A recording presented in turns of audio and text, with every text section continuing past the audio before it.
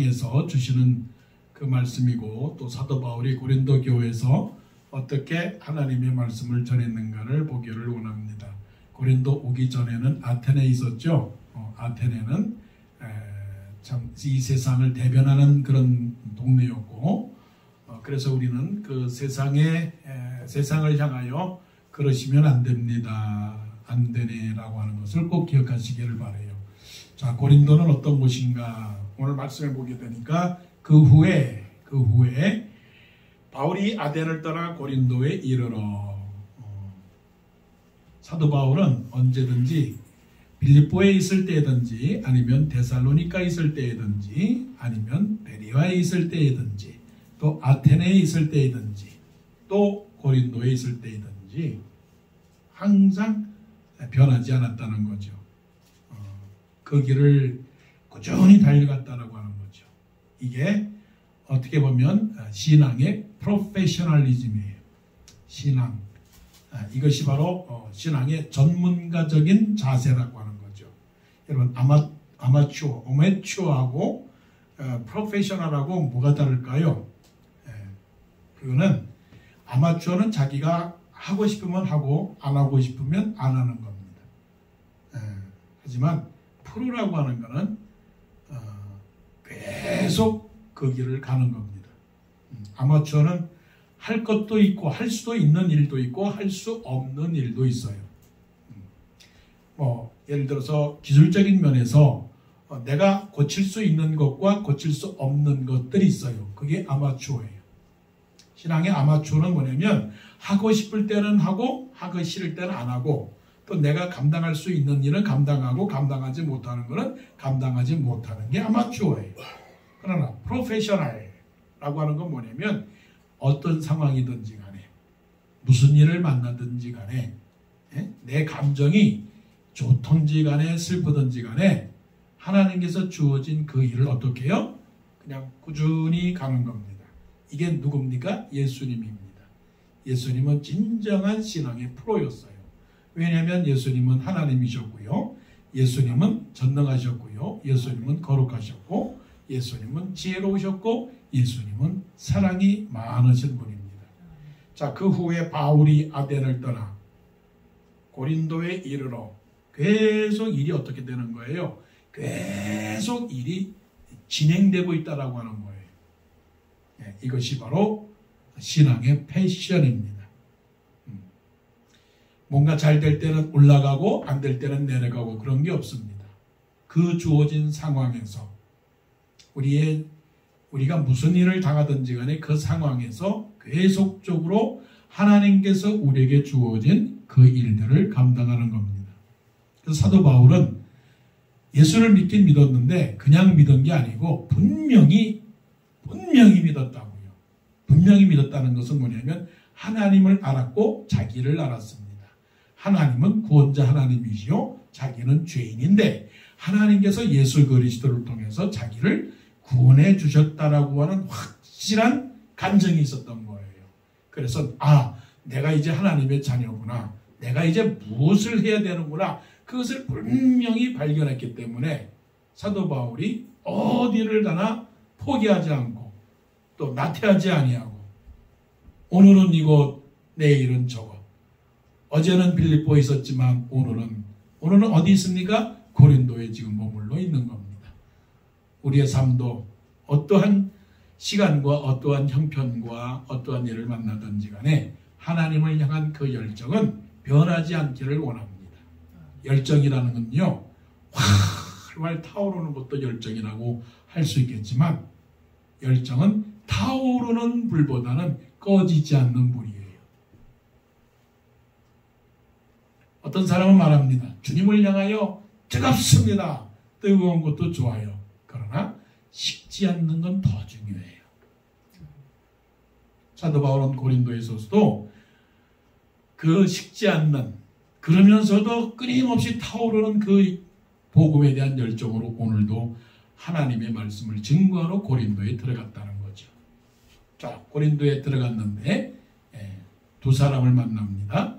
그 사람은 누구냐면 아굴라라고 하는 남편과 브리스길라라고 하는 아내를 만났습니다. 이 사람들이 어떤 사람이었느냐면 이 아굴라라고 하는 남자는 그러니까 소아시아라고 얘기하지만 지금의 터키의 본도 저 북쪽 본도의 출신입니다. 그런데 브리스길라라고 하는 것은 그 이름 자체가 로마의 이름이거든요. 그래서 사람들은 이렇게 해석하기를 브리스길라는 로마 출신 여자고 아굴라는 저 터키 출신 남자인데 둘이서 만나서 어디서 살았느냐면 아마 여자 가정이 좋았던 모양이에요. 그래서 로마에 가서 살고 있었어요. 근데 한 52년경에 AD 52년경에 글라우디오가 유대인들과 기독교인들 사이에 마찰이 생기니까 정책적으로 유대인들은 다 로마를 떠나라 명령을 내렸습니다. 그래서 아굴라와 브리스길라도 결국은 로마에서 떠나갈 수밖에 없었는데 어디로 왔느냐? 지금 그리스의 지금 고린도로 오게 되었다라고 하는 거죠. 고린도를 지금 보고 계시죠? 빌립보도 보고 계시고 데살로니가, 베레아, 고린도, 그리스의 남부 지역이죠. 그쪽으로 이사 오게 되었다는 거죠. 한번 보세요. 터키에서 이탈리아로 갔다가 이탈리아에서 고린도로 오게 되는 그 여정을 한번 생각을 해보세요. 저 같은 경우는 백령도에서 인천으로 왔다가 인천에서 서울로 왔다가 서울에서 워싱턴에서 왔다가 워싱턴에서 보스턴으로 갔다가 보스턴에서 캘리포니아로 갔다가 캘리포니아에서 한국으로 갔다가 한국에서 또 워싱턴으로 온 이 여정을 보세요. 하나님께서 순간순간마다 인도해 주시는 그 인생 자체가 이 아굴라와 브리스길라의 그 가정의 인생이라는 게 참 평탄하지는 않았던 거예요. 이 사람을 만났습니다. 이제 오늘 말씀해 보니까 그 아내 브리스길라와 함께 이달리아로부터 새로운 지라라고 그래서 이민자예요. 이민자.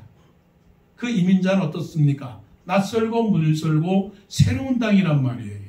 로마와 다른 그 그리스 땅으로 지금 가서 살고 있는데 근데 거기서 어떻게 했어요? 바울이 그들에게 가매. 우리 1970년도 정도에 우리 한국 사람들이 많이 미국으로 이민 왔을 때 주로 어떻게 했습니까? 그들에게 다가갔던 거예요. 그래서 교회를 세우고 교회를 인도하게 되고 그들이 또한 예수님을 믿게 되고 그래서 이민교회와 이민사회가 이렇게 성장하게 된 거 아니겠습니까? 요즘은 한국에서 미국으로 오는 사람들한테 다가가면은 저 사람이 나한테 무엇을 뺏어가려고 다가오나 지금 그러는 상황이지만 옛날에는 그러지 않았잖아요. 그래서 사도 바울도 그런 이민 선교에 대한 생각을 가졌는지는 모르겠지만 이 바울과 아굴라와 브리스길라 가정이 이탈리아에서 그리스 고린도로 왔다라고 하는 것을 알고서 어떻게 했습니까? 그들에게 갔다라고 하는 거예요. 자, 그들에게 간 것도 중요하지만 또 중요한 것은 3절에 생업이 같으므로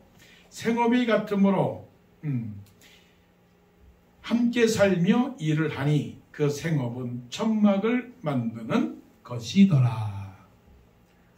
살고 먹고 또 어떻게 해요?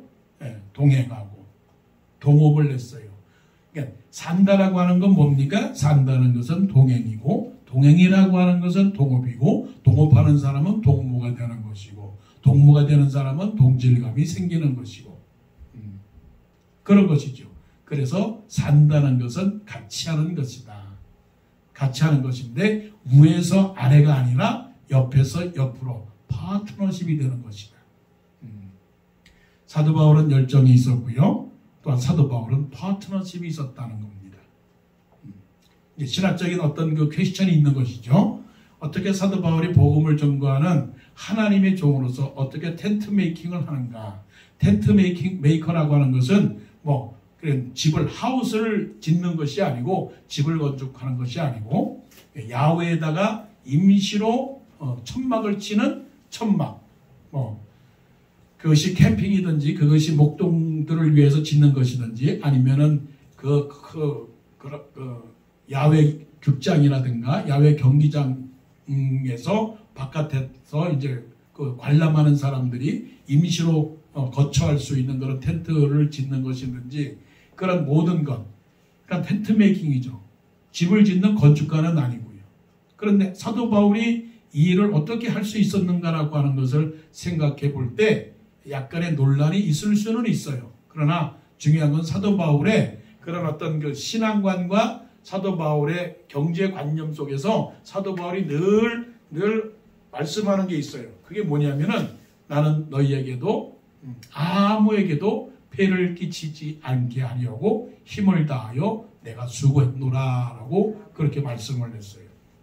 그러니까 사도 바울의 입장에 있어서는 성도들에게 부담을 주거나 성도들에게 어떤 경제적 그런 부담을 주지 않기 위해서 사도 바울이 스스로 텐트 메이킹 하면서 얻어진 그런 모든 수입을 하나님의 복음을 증거하기 위해서 사용되었던 그런 일들이었다는 것이죠.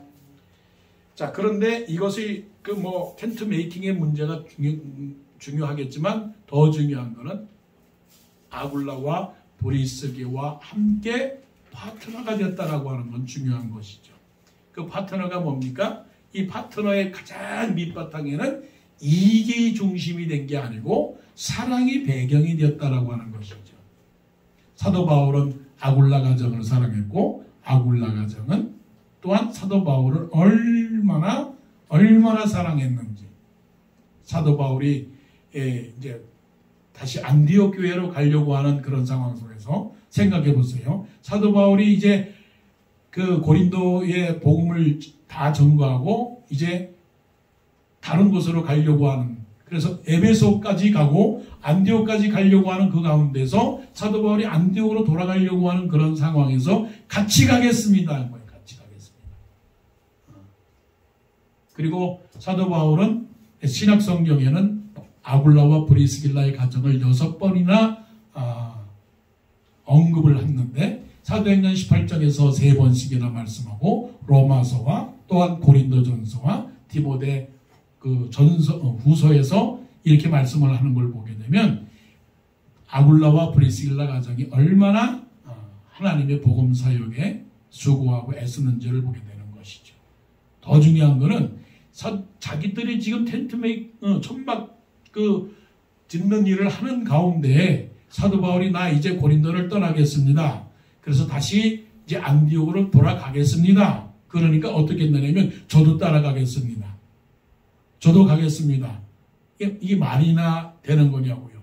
생업을 포기하고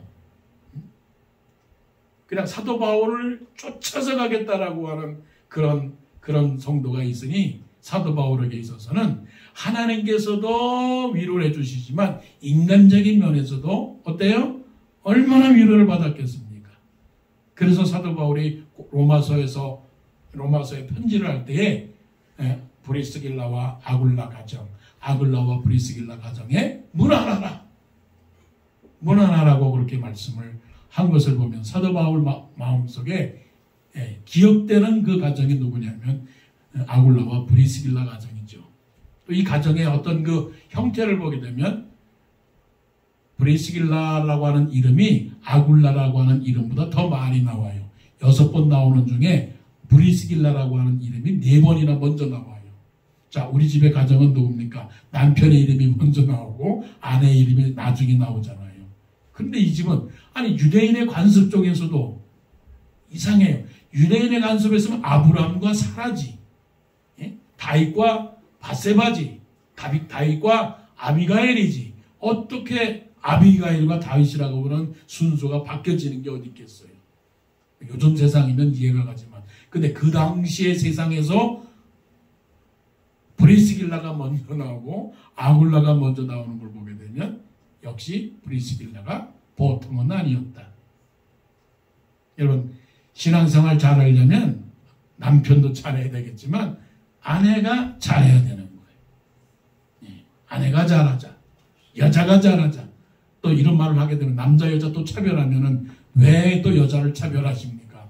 왜 여자를 또 우위에 둡니까? 라고 또 비난받는 세상이지만 신앙적 요 말씀에 근거한다면 그 집안이 잘 되고 그 교회가 잘 되고 그 사회가 잘 되려면 여자가 잘해야 된다. 아멘. 아내가 잘해야 된다. 할렐루야. 그렇기 때문에 이 사도 바울을 쫓아갔어요. 목사의 입장에서 볼 때, 야, 100명, 1000명, 10,000명이 있는데 어디 가자, 나 간다 그랬을 때 혼자 가세요. 저희들은 여기에 있겠습니다. 그런 경우가 많거든요. 저도 그런 경험을 했고요. 절대로 사도 베드로처럼 절대로 다른 사람은 줄을 버린다 할지라도 저는 줄을 버리지 않겠습니다 한 것처럼 최소한 3가정이, 아니야, 최소한 5가정이 목사님을 따라서 죽겠습니다, 교회를 따라 죽겠습니다 했던 그런 사람들이 다 대만은 자기를 사랑하여 갔다고 그렇게 사도 바울이 섭섭했던 마음을 표현하잖아요. 그런 것처럼. 근데 이 아굴라와 브리스길라 가정은 사도 바울을 그렇게 쫓았다는 것을 보게 되면 사도 바울이 부럽다. 사도 바울이 부럽다. 여러분들도 아굴라와 브리스길라 가정처럼 하나님의 복음을 위해서 뭐 인정과 사정과 뭐 애정 이런 거 관계 이거를 떠나서 하나님의 복음을 위하여 끝까지 충성하고 끝까지 달려가는 그런 성도, 바로 그게 바로 파트너십이 아니겠어요? 너는 내 말을 들어라, 너는 나의 종이다, 너는 내 수하다, 그런 게 파트너십이 아니고 당신이 할 일이 있고 내가 할 일이 있고 당신이 할 일이 있고 내가 할 일이 있다, 이렇게 서로서로의 역할을 인정해주고 간다면 이게 바로 진정한 파트너십이 아니겠느냐. 파트너십은 큰 사람도 작은 사람도 함께 섞여 있는 것이 파트너십이에요.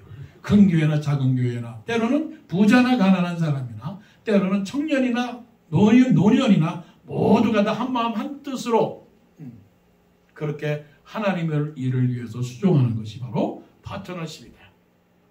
자, 그런데 보세요. 4절과 5절 보세요. 사도 바울은 정말 참 우리가 못 따라갈 것 같아. 안식일마다 바울이 회당에서 강론하고, 누누이 말씀을 드리지만 좀 쉬었으면 좋겠는데, 좀 놀러 좀 가면 좋겠는데, 안식일마다 바울이 회당에서 강론하고 유대인과 헬라인을 권면하니라. 뭐 자꾸만 권면합니까? 유대인에게 권면해서 지금까지 몇 번이나 실패했습니까? 예? 계속적으로 유대인에게 복음을 증거하지만 반대가 더 심했잖아요. 비난이 더 심했잖아요. 오히려 핍박을 받았잖아요. 감옥에 가두었고요. 돌로 치료하고요. 그런 가운데서도 유대인과 헬라인을 권면하는 이 마음. 또 5절 보세요. 실라와 디모데가 마게도냐로부터 내려오매 바울이 하나님의 말씀에 붙잡혀 유대인들에게 예수는 그리스도라 밝히 증언하니. preaching. 아이고 지겨운 사람이에요. 못 말리는 분이에요, 이분은. 어떻게 보면 참 답답한 분이에요. 아는 거는 몇 개예요? 아는 거는 하나밖에 없는 분이에요. 정말 아는 거는 누구를 압니까? 나는 하나님밖에 모릅니다. 근데 우리는 하나님밖에 모르나요? 아니요. 우리는 아는 거 많아요. 예, 우리는 아는 게 많습니다. 철학도 알고요. 경제학도 알고요. 정치도 알고 있고요. 문화도 알고 있고요. 연극도 알고 있고요. 그리고 또 한국의 노벨 문학상을 탄 사람도 알아요. 그게 누구예요? 한강이에요. 대한민국에 참 훌륭한 이정표를 세운 사람이에요. 존경해요. 물론 알긴 알아야 되는데 우리는 더 알아야 될 게 누구예요? 예수님. 예수님이 누구십니까? 그리스도. 예수님은 그리스도예요. 그래서 사도 바울은 항상 좀 우리가 세상 사람들 보기에는 답답한 사람이에요. 예수 그리스도와 십자가 외에는 더 알 것이 없나니라고 그랬어요. 또 더 자랑할 것이 없나니라고 그랬어요. 어떻게 보면 좀 정신 나간 분 아니에요? 아니, 또 사도 바울도 그랬어요. 내가 그리스도를 위하여 미친 사람이다라고 그랬어요. 여러분, 하나님을 위해 미친 사람입니까? 하나님을 위해서 미친 사람은, 아니 무엇을 위해 미친 사람은 그거 하나밖에 없는 거예요. 자, 운동하는 사람들이 운동 연습만 열심히 하는 거 해야지 노는 거, 여행 가는 거 이런 거 해가지고서는 되겠어요? 그러다가는 금메달 못 따는 거예요. 그렇게 해도 금메달 따기 힘든데. 자, 우리는 너무 많이 알아요. 그렇죠? 사도 바울은 예수 그리스도를 아는 것이 내 지식이 가장 고상한 것이라고 그랬어요. 이전에 알던 것은 다 배설물로 여겼다고 그랬어요. 왜냐하면 예수 그리스도를 아는 지식이 가장 고상합니다. 그러니까 사도 바울은 날마다 만나서 유대인을 만나서 사람을 만나서 누구라고요? 예수는 그리스도, 예수는 구원자, 예수는 우리를 죄를 위하여 죽으신 분. 그렇기 때문에 우리는 회개해야 됩니다. 죄를 가지고서는 우리가 영생을 얻을 수가 없습니다. 하나님 나라에 갈 수가 없습니다. 예수를 믿으시기 바랍니다. 예수님을 믿으면 우리는 죽지 않습니다. 이렇게 예수 그리스도를 증거하는 복음 전도자가 되었죠. 자, 이런 열정, 전도의 열정, 선교의 열정, 프리칭의 열정 갖기를 원해요. 갖기를 원합니다. 누구를 만나든지 먼저 입을 열어서 예수 믿으세요. 이것이 우리의 습관이 되기를 원해요. 우리의 버릇이 되기를 원해요. 우리의 관습이 되기를 원해요. 우리의 인격이 되기를 원해요. 만나는 사람마다 요즘 누가 대통령이 된대. 관심이 많잖아요. 누가 해리스가 된대. 누가 트럼프가 된대. 관심이 많잖아요. 그보다 더 중요한 관심. 바울에게의 관심은 예수는 그리스도. 그런 그리스도시요 살아계신 하나님의 아들입니다. 그것이 없으면, 구원이 없으면 우리의 인생은 바벨 탑처럼 다 무너내리고 소돔과 고모라 섬처럼 다 불에 타서 멸망당할 것인데 무엇을 자랑하겠어요? 아무것도 자랑할 것도 없죠.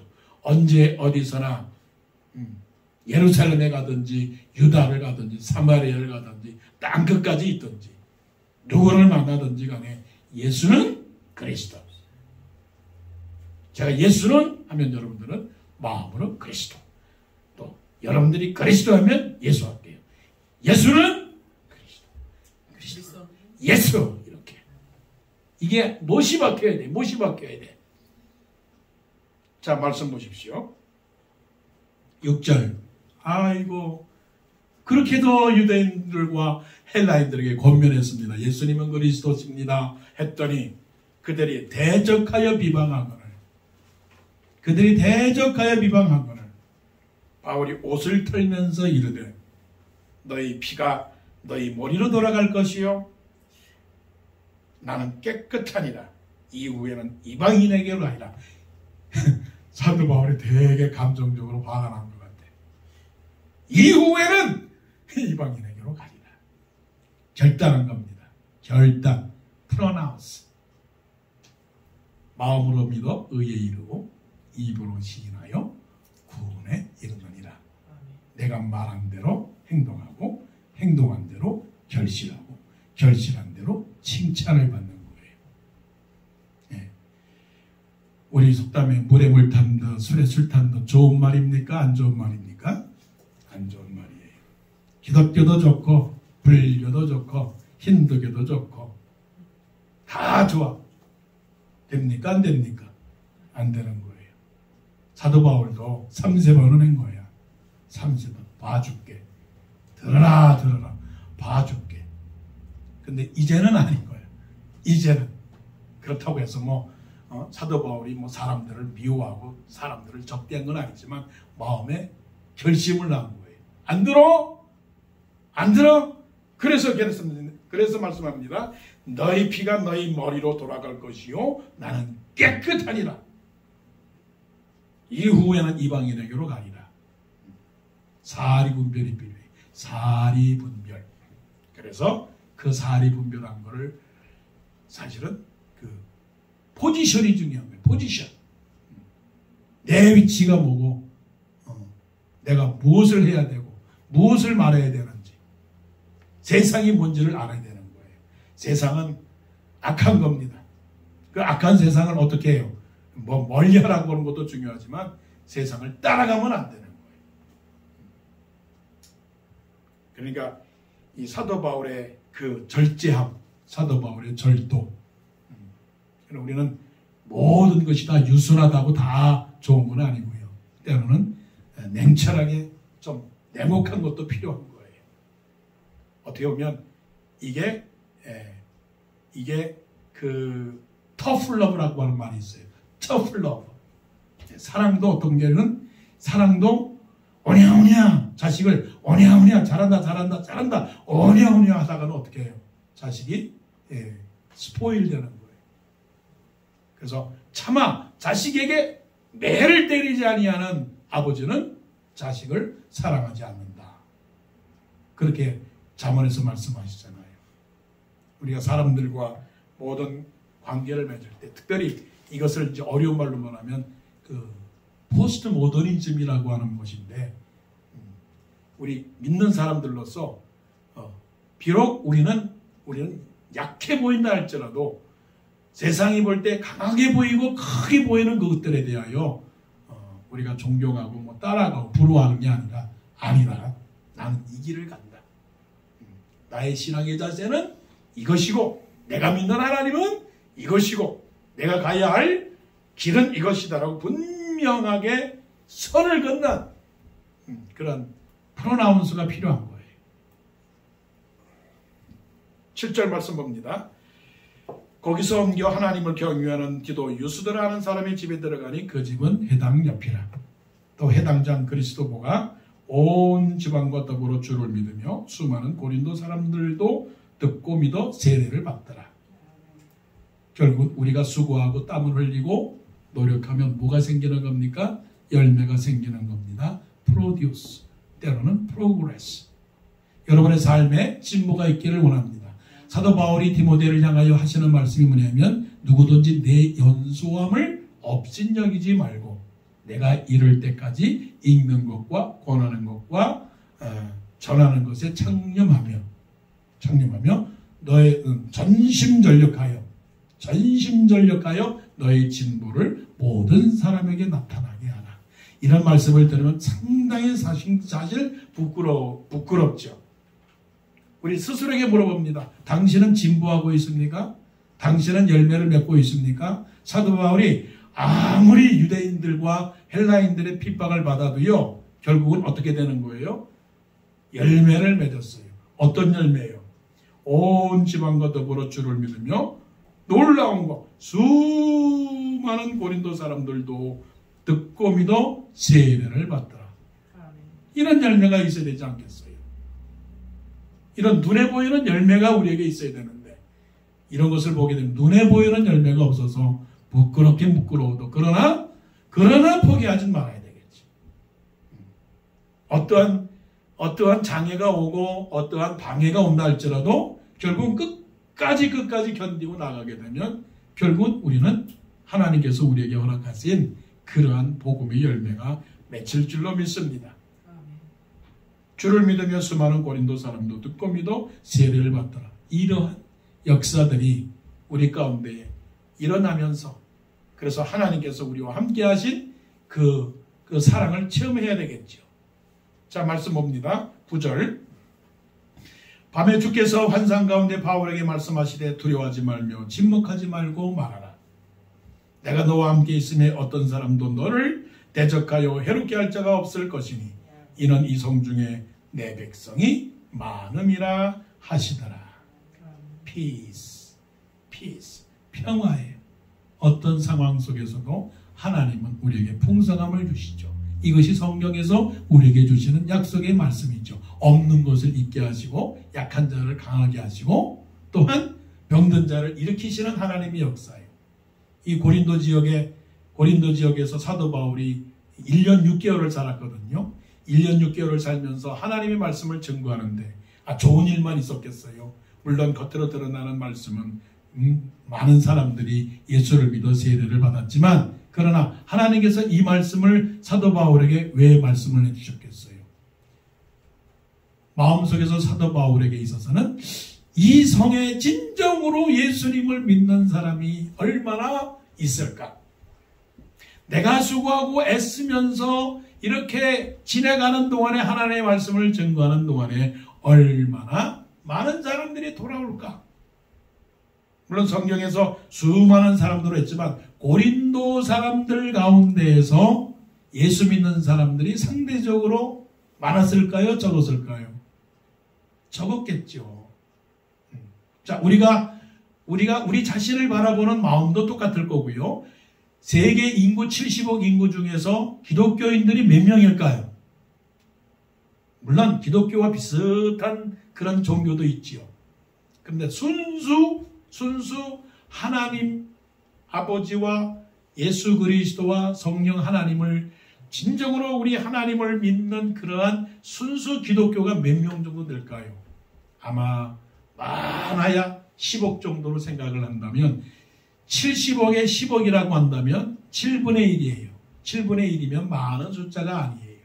사도 바울도 그 마음속에서 하나님 우리가 기도하는 것처럼 이 고린도 교회가 고린도 동네가 하나님의 거룩한 하나님의 나라가 되게 해주십시오. 기도는 하는데 그게 이루어지지 않는 거예요. 계속적으로 유대인들하고 계속적으로 헬라인들이 핍박을 하는 거죠. 그런 가운데 사도 바울의 신앙적인 갈등도 있었을 거예요. 하나님 몇 명을 구원하시렵니까?